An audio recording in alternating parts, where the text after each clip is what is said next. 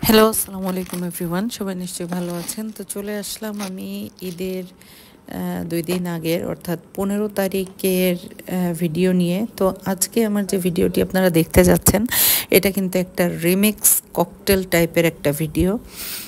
তো এটা বলে নিচ্ছি কারণটা কি? কারণ গুছিয়ে করা হয়নি। আমি সবসময়ই একটু এলোমেলোভাবেই আমার ভিডিওগুলো আপনারা দেখতে পান।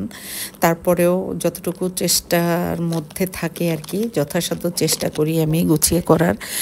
আর এবারে আসলে একটু ব্যস্ততা বেশি ছিল, যে কারণে আমি আসলে ওইভাবে কোনো ভিডিও করতে পারিনি। তাই রিমিক্স হয়ে গেছে। ঈদের আগের থেকে ভিডিওটা শুরু করেছিলাম, আর ঈদের পরদিন পর্যন্ত ভিডিওটা করা হয়েছিল, টুকটাক করে যতটুকু পেরেছি আর কি। তো এখানে দেখতে পাচ্ছেন আমি একটা বক্স আনপ্যাকিং করলাম। তো এটার মধ্যে এই যে দেখেন হোমমেড কাবাব, এটা আমাদের প্রিয় জুলিয়া শারমিন রাত্রি আপুর তৈরি প্রত্যেকটা খাবারই কিন্তু অসম্ভব মজাদার এবং খুব যত্ন করে আপু খাবারগুলো তৈরি করেন। তো যাই হোক, আপুর কাছে অর্ডার দিয়েছিলাম। আমি চিন্তা করেছিলাম যে হয়তো আমাদের ঈদে বাড়িতে যাওয়া হবে না, তো একটা কাজ এভাবে হয়তো গুছিয়ে রাখতে পারবো। তো যাই হোক, বাড়িতে আমাদের শেষমেশ যাওয়া হলো খুব হুট করে একটা সিদ্ধান্তের মাধ্যমেই। আর তারপরেই আমরা বেরিয়ে পড়লাম। এটাও ১৫ তারিখেরই দৃশ্য আপনারা দেখতে পাচ্ছেন। বেরিয়ে পড়লাম, আমাদের কিছু টুকটাক কেনাকাটা ছিল, যে বাড়িতে যাব আমার মা বাবা শ্বশুর শাশুড়ি সবার জন্য কেনাকাটার উদ্দেশ্যে। তো এর মধ্যে আপনাদের ভাইয়া আবার একটা সারপ্রাইজ গিফট দেওয়ার জন্য প্ল্যান করে রেখেছেন আমার সঙ্গে, সেটা শেয়ার করেন নাই। আসলে শেয়ার করলে তো আর সারপ্রাইজ থাকবে না। তো যাই হোক, যে কারণে আমরা ডায়মন্ড ওয়ার্ল্ডে ঢুকেছিলাম। তো সেটা না হয় আর একদিন শেয়ার করব ইনশাল্লাহ, গিফটের ব্যাপারটা। তো আজকে এই যে ডিজাইনগুলো দেখেন, আমার একটু গোল্ড শপেও দরকার ছিল। তো যাই হোক, সব মিলিয়ে কেনাকাটা চলবে। বেশ অনেকটা সময় হাতে নিয়ে এসেছিলাম আমরা। আমার ছেলেরও কিছু বায়না আছে, আবদার আছে, সেগুলো পূরণ হবে ইনশাল্লাহ। তো সবাই আশা করব ফুল ভিডিওটি দেখবেন, আমাদের সাথেই থাকবেন, আমার চ্যানেলটিকে সাবস্ক্রাইব করে ফেলবেন। অলরেডি যারা করে ফেলেছেন তাদেরকে অসংখ্য ধন্যবাদ এবং ভালোবাসা। আর যারা এখনও আমার চ্যানেলটাকে সাবস্ক্রাইব করেননি, তারা অবশ্যই আমার চ্যানেলটাকে সাবস্ক্রাইব করে আমার সাথেই থাকবেন। আর এদিকে দেখেন, একটা ঢেকি ঘর দেখা যাচ্ছে, যেখানে আমার মন আকুবাকু করছিল একটু বসে ছবি তোলার এবং ভিডিও ক্যাপচার করার, কিন্তু আমার ছেলের জন্য সেটা হয়ে ওঠেনি। তো এখন যাব ছেলের ডিমান্ড মেটাতে। তো চলেন আমাদের সঙ্গে ফুল ভিডিওটি দেখবেন। চলেন ঘুরে দেখে আসি কী অবস্থা, কী কেনাকাটা হয়, সবই আপনাদের সঙ্গে শেয়ার করব। আর আমরা যাব বাড়িতে, সেটাও শেয়ার করব। তো চলেন দেখতে থাকি।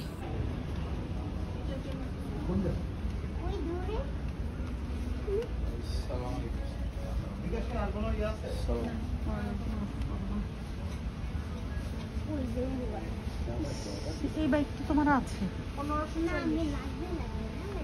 হ্যাঁ,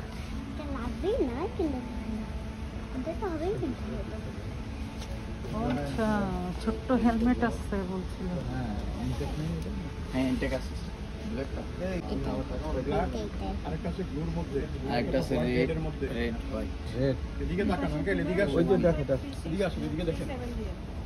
দেখছেন ওখানে হচ্ছে এই যে হোয়াইট রেডের মধ্যে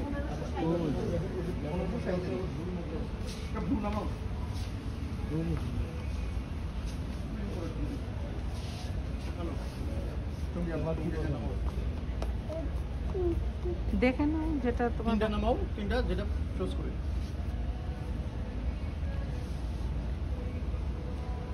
ওই উপরে থেকে নিতে হবে।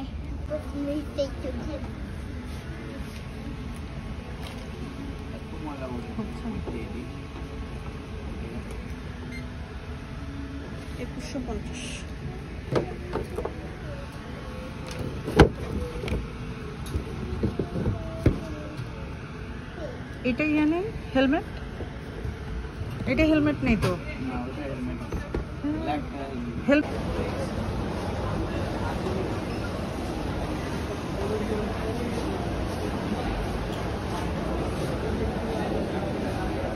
এই, তুমি ময়লার ঝুড়ির কাছে যাও, এদিকে আসো।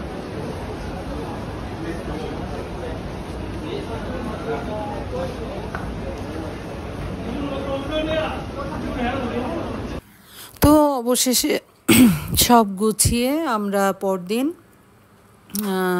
সকাল সকাল বেরিয়ে পড়লাম। 8টার আগেই আমরা রওনা দিয়ে দিয়েছি। তো আলহামদুলিল্লাহ খুব ভালো লাগছে এখন। এতদিন আসলে বেশ একটু টেনশনের মধ্যে ছিলাম যে আমরা আদৌ যেতে পারবো কি না। ওদিকে আপনাদের ভাইয়ার আবার কাজের ব্যস্ততা, যেহেতু জুন মাস বললামই যে ওনাদের একটু ব্যস্ততা থাকে। তো বাসায় আমরা থাকতে রাজি হয়েছি, বাট মন থেকে আমি চাচ্ছিলাম যে সবার সঙ্গে গিয়ে অন্তত একদিনের জন্য হলেও কষ্ট হবে, কিন্তু তারপরেও এই কষ্টটা মেনে নেওয়া যায়। মা বাবা সবার সঙ্গে একসাথে ঈদ করার আনন্দই আলাদা। যদিও শারীরিক কিছু কষ্ট ভোগ করতে হয়, কারণ জার্নিতে তো কষ্ট হবেই, কিন্তু তারপরেও আনন্দ ওইটুকু যে হচ্ছে আমরা আমাদের প্রিয়জনদের সাথে ঈদ করলাম, এটাই হচ্ছে আনন্দ। তো যাই হোক, আলহামদুলিল্লাহ আমরা শেষমেশ রওনা দিয়ে আমরা পদ্মা সেতুর টোল দিচ্ছিলাম।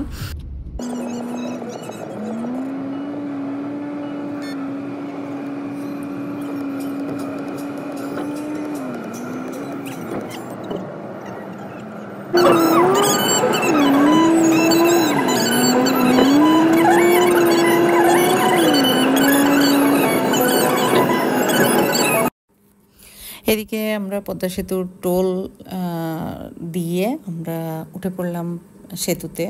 তো ভালোই লাগে পদ্মা সেতুতে আসলে। আসলে সেই ফেলে আসা দুর্ভোগের দিনগুলোর কথা খুব বেশি মনে পড়ে, যে কি কষ্টটাই না আমরা করেছি এখানে ফেরি পারাপারের সময়। তো এখন কতটা সহজে আমরা এই পদ্মা পাড়ি দিয়ে আমরা ওপারে চলে যেতে পারি, 5 মিনিটও পুরো লাগে না। তো এদিকে আমার ছেলেটা ঘুমাচ্ছিল, মেয়েরা বসে গল্প করছিল, আর আমিও কি যেন টুকটাক করছিলাম, ভিডিও করছিলাম। আর হচ্ছে যাই হোক, আশেপাশের দৃশ্য দেখছিলাম, নিজেকেও একটু ভিডিওতে আনলাম। আপনারা শুধু দেখেন আমি গাছপালা রাস্তাঘাট শুধু উঠাই, ভিডিওতে ক্যাপচার করি। তো আমার হয় কি, আসলে বাইরে বের হলে আমার শুধু আকাশ বাতাস মানে খোলা প্রকৃতি দেখলে আমার আর নিজেকে আর ভিডিও করতে বা নিজেদেরকে ভিডিও করতে ভালো লাগে না। আমার ইচ্ছা করে যে আমি শুধু প্রাকৃতিক সৌন্দর্যগুলোকেই ক্যাপচার করি। কিন্তু অনেকেই আপনারা কমেন্টস করেন, অথবা অনেকেই আমাকে, যারা আমার ফেসবুকেও অ্যাটাচড আছেন আমার সঙ্গে, আপনারা বলেন যে আপু আপনাদেরকে কেন বেশি দেখান না। তো আসলে এই একটাই কারণ, যে আমি নিজেই তো ভিডিও করি, যে কারণে হচ্ছে আমাকে দেখানো হয় না সব সময়। আর এদিকে আমরা পদ্মা পার হয়ে এসে, এটা হচ্ছে মোকশেদপুরে, এটা খুবই চমৎকার একটা কফি এখানে পাওয়া যায়। আমার খুব ভালো লাগে আর কি। আমি জানি না ওখানে কার কাছে কেমন লাগে, আপনাদের ভাইয়াই তেমন একটা পছন্দ করে না মিষ্টি, তাই। তো যাই হোক, এখানে একটু ঘুম ঘুম ভাব চলে আসছিল, তো বললাম যে একটু দাঁড়াই, কফিটা খাই। আসলে সকালে আমরা ব্রেকফাস্ট করেছিও গাড়ির মধ্যে, আর ওখান থেকে কফিটা খেয়ে বেশ ভরপুর উদ্যমে আবার ছুটে চলেছি। আপনারা দেখতেই পেলেন গোপালগঞ্জ বিভাগটা শুরু হয়ে গেছে অলরেডি। তো আসলে খুব শান্তি শান্তি লাগে গোপালগঞ্জ লেখা দেখলেই, কারণ ওখানে তো আমার মা বাবা, আমার বোন, এরা সবাই আছে, যে কারণে আসলে গোপালগঞ্জের কথা মনে পড়লেই অন্যরকম লাগে। তো আমরা অলরেডি চলে এসেছি, গোপালগঞ্জে পৌঁছে গেছি। এটা হচ্ছে আমাদের গোপালগঞ্জের লঞ্চঘাটা বলে একটা জায়গা আছে, সেখানে খুব সুন্দর মনোরম একটা পরিবেশ তৈরি হয়েছে। এই যে সাইডে, ডান সাইডে আপনারা দেখতে পাচ্ছেন একটা ক্যানেল করা হয়েছে। এটা আগে নদী ছিল, পরবর্তীতে এটা ভরাট হতে হতে হতে হতে শেষমেশ একেবারেই বন্ধ হয়ে গিয়েছিল, ছোট্ট একটু ড্রেনের মতো হয়ে গিয়েছিল। তো যাই হোক, গত 2 বছর আগে এটা আমাদের মাননীয় প্রধানমন্ত্রীর হস্তক্ষেপের কারণেই গোপালগঞ্জের শ্রীবর্ধনের জন্য এই সৌন্দর্যটা আবার ফিরিয়ে আনা হয়েছে। অসংখ্য ধন্যবাদ মাননীয় প্রধানমন্ত্রীকে, এত সুন্দর একটা রোড সাইড ভিউ আমাদেরকে উপহার দেওয়ার জন্য। এবং এইটা কিন্তু গোপালগঞ্জের চাষাবাদের উপরেও অনেকটা ইম্প্যাক্ট ফেলেছে আমার যতটুকু ধারণা। তো যাই হোক,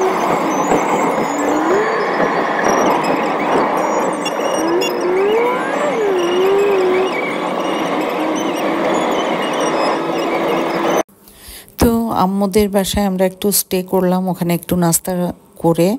আম্মু দুপুরে রান্না অবশ্য আমাদের জন্য রেডি করে ফেলেছিল। তো যাই হোক আমরা আর খাওয়া দাওয়া করিনি ওখানে। আমার বড় কন্যা আবার তার নানুর সঙ্গে ঈদ করবে বলে ওখানে রয়ে গেল, আর আমরা রওনা দিয়েছি আমাদের বাড়ির উদ্দেশ্যে, যশোরের উদ্দেশ্যে। আমার শ্বশুর বাড়িতে যাব, ওখানেই ঈদ করি। আমার সব সময় আমার সব ঈদে ওখানে করা হয়, ঈদের পর দিন আমি আমার বাবার বাড়িতে ফিরে আসি। তো যাই হোক এবারে আর তা হবে না, এবারে আমরা ঈদের দিনই ফিরবো, কারণ আপনাদের ভাইয়ার হাতে সময় নেই। আর দেখেন রাস্তাগুলো কত সুন্দর, সবুজের সমারোহ, এটা দেখলে যে কি ভীষণ ভালো লাগে আমার, যে কারণে আমি ভিডিওটা সব সময় নেই। তো আমরা এখন খুলনার দিকে চলে যাচ্ছি। খুলনা পার করেই আমরা খুলনা বাইপাস দিয়েই আমরা চলে যাব যশোরে। খুব বেশি সময় কিন্তু লাগে না আমার শ্বশুরবাড়িতে যেতে। তো যাই হোক ওখানে গিয়ে আমরা রাতের বেলা, বড় বোন ছিল না সঙ্গে, যে কারণে আমার ছোট মেয়েটা একটু মানে খারাপ লাগছিল তার, তো বের হয়ে পড়লাম। ও আবার হাতে মেহেদি করেছিল।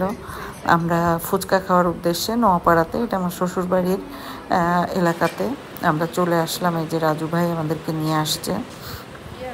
ফুচকা চটপটি এগুলো খেলাম, খুবই মজাদার সব।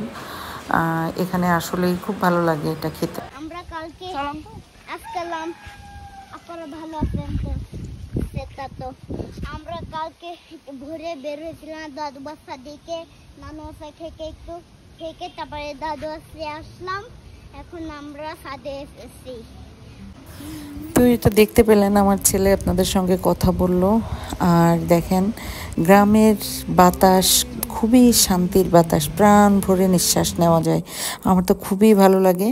এটা হচ্ছে আমাদের ঈদের দিনের কিছু মুহূর্ত আপনাদের সঙ্গে শেয়ার করছি।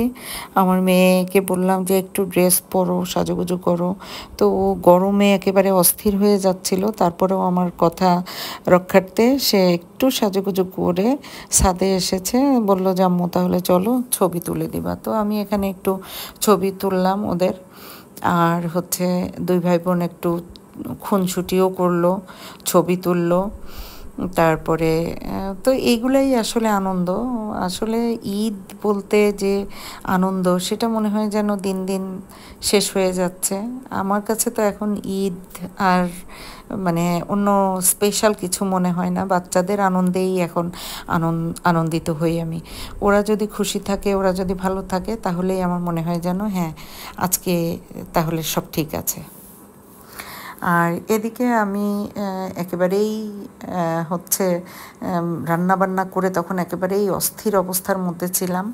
তার মধ্যেও মেয়েকে একটু সঙ্গ দেওয়ার জন্য ছাদে আসছি। এদিকে ছাদে আসার সময় আমার শাশুড়ি বলতেছিলেন যে ওখানে পুদিনা গাছ পানি দিয়ে দিও, গাছের জন্য পানি রাখা আছে বোতলে। তো আমি বোতলটা নিয়ে আমি গাছে পানি দিচ্ছিলাম। আমার কাছে মনে হচ্ছিল মরুভূমির মধ্যে হচ্ছে এক টুকরো সবুজ, মানে আমাদের বিশাল বড় একটা ছাদ, সারা ছাদ ফাঁকা, মাঝখানে ছোট্ট একটা টবে বেশ কিছু পুদিনা গাছ, বেশ সুন্দরভাবেই হয়েছে। উপরের দিকে একটা হচ্ছে স্মেলটা খুব সুন্দর। তো এখানে আমার মেয়ে চলে আসার আগে তার নানুর সঙ্গে বসে দুষ্টুমি করছিল, ছবি তুলছিল। তো যাই হোক আম্মুকে ওরা যেভাবে বলে আম্মু সেভাবেই ওদের সাথে বসে ছবি তোলে। তো আমরা রওনা দিয়ে চলে এসেছি অলরেডি আমরা ঢাকার উদ্দেশ্যে। তো আজকে সবাইকে অসংখ্য ধন্যবাদ। আর আমি যে বলেছিলাম যে আজকে আমার রিমিক্স একটা ভিডিও, তো দেখে বুঝতেই পেরেছেন যে আসলে মানে সময়ের অভাবে আমি করতে পারিনি পার্ট বাই পার্ট। তো যেরকম পেরেছি আসলে চেষ্টা করেছি, তারপরে আপনাদের সাথে শেয়ার করার জন্য আর আপনাদের সাথে কানেক্ট থাকার জন্য। আসলে ভিডিওটা আমাদের ইউটিউব প্ল্যাটফর্মের একটা মাধ্যম, যে আমরা একে অপরের সঙ্গে কানেক্ট থাকব, একে অপরের সাথে শেয়ার করব। এই শেয়ারের মাধ্যমেই আমাদের কেয়ারিংটাও বাড়বে, আমাদের কানেক্টিংটাও বাড়বে। কানেক্টিভিটিটা আসলে খুব জরুরি একটা বিষয়, যেটা আমাদের মধ্যে থাকা উচিত উভয় সাইডের জন্যই। তো যাই হোক সবাইকে একটাই রিকোয়েস্ট করব, আমার চ্যানেলটাকে সাবস্ক্রাইব করে ফেলবেন। আমাকে সাপোর্ট করবেন। আর যারা অলরেডি করে ফেলেছেন তাদেরকে অসংখ্য ধন্যবাদ, যারা করেননি তারা অবশ্যই করে ফেলবেন। ধন্যবাদ সবাইকে।